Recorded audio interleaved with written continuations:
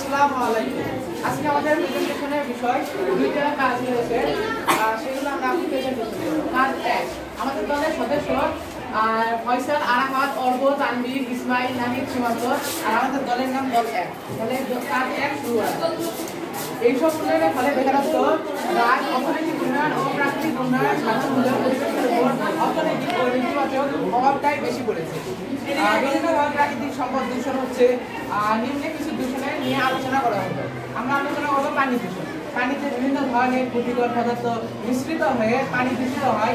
পয়ঃ নিষ্কাশন ও গৃহস্থালী বর্জ্য অথবা কলকারখানার মাধ্যমে পানি দূষিত হয়। মাটি দূষণ, বিভিন্ন ধরনের ক্ষতিকর বস্তু মাটিতে মেশার ফলে মাটি দূষিত হয়। বন উজাড়, কলকারখানা এবং অবকাঠামো ভূমির বিন্যাসে এলাকায় পরিষ্কার করা হতে পারে।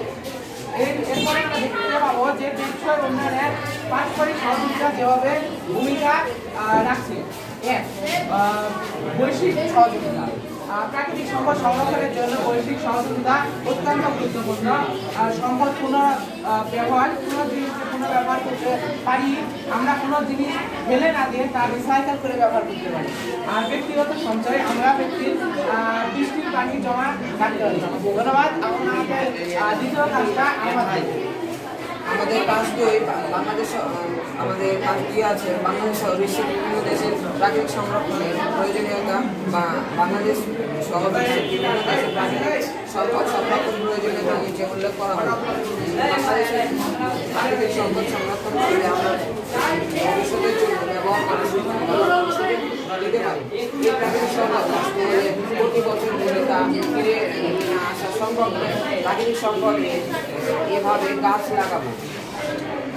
ন্যায্যতার ভিত্তিতে প্রাকৃতিক সম্পদ সংরক্ষণের উপায় সরকারি অনুমোদিত জায়গায় গাছ লাগানো হবে। যেখানে গাছ কাটা নিষেধ, তারপর বন জঙ্গল বাঁচাতে হবে। আমরা কোনো জিনিস ভেঙে গেছে তা আমরা ফেলে না দিয়ে তা রিসাইকেল করব।